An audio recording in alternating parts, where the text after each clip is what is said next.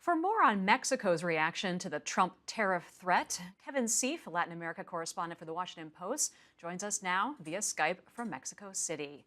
So I want to just rewind back a little bit. I mean, it's not like Mexico hasn't been doing anything on this issue. Can you just tell us a little bit about what that country has done over the last few years to stem the flow of migrants over its borders?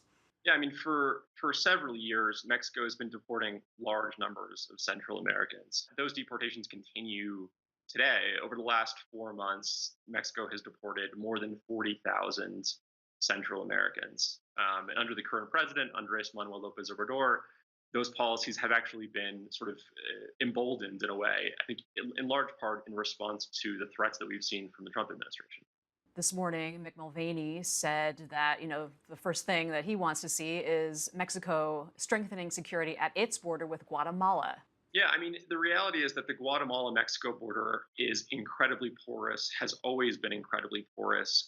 And so I know the US, especially in the last few days, has spoken about the need to secure the Guatemala Mexico border. I mean, doing so would be a multi year, multi billion-dollar effort.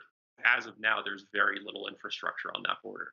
Other things that have been mentioned are making Mexico a place where asylum seekers could apply for asylum there, or also cracking down on some of the smuggling and smugglers.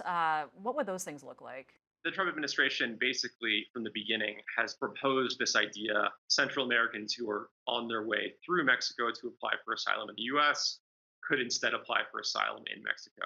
I mean, there are a lot of problems with that proposal. One is that Mexico remains an enormously violent country. I mean, there are parts of Mexico that are as violent or more violent than the places that the migrants are fleeing in Central America. The other question is, what kind of social services could Mexico provide to asylum seekers? Is there enough funding here for asylum seekers to eat? Where would they live?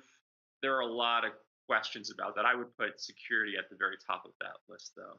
The Trump administration also has plans to send DHS agents down to the Guatemala Mexico border. Because the Trump administration has been pressuring not just Mexico, but also Guatemala, Honduras, and El Salvador to stop migration, there are conversations happening with Mexico right now, and that mostly is about the threat of tariffs. But there are also parallel conversations being had with the Central American countries. So in Guatemala, what that has led to is this agreement between DHS and the government of Guatemala to allow dozens of DHS agents to basically support, advise, train Guatemalan officials to stop migration, to secure the country's northern border. These are agents that would mostly be there in a sort of advisory role. They wouldn't be patrolling the border necessarily. So it gives Guatemala the ability to say, like, listen, we are doing something. We are open to accepting your assistance. But in terms of what kind of a practical difference it's going to make, I mean, I don't think we're going to suddenly see a huge shift in the migration trends from Guatemala because of this. I mean, just a few weeks ago, President Trump directed the end of U.S. aid to Honduras, Guatemala, and El Salvador. Right, so for a very long time, there was a consensus in the foreign policy establishment in the U.S. and pretty much everywhere in Latin America that U.S. assistance was something that could, in the long run, ultimately lead to a decrease in migration. Instead, the Trump administration's position has been, we're going to stop aid, we're going to increase tariffs as punishment.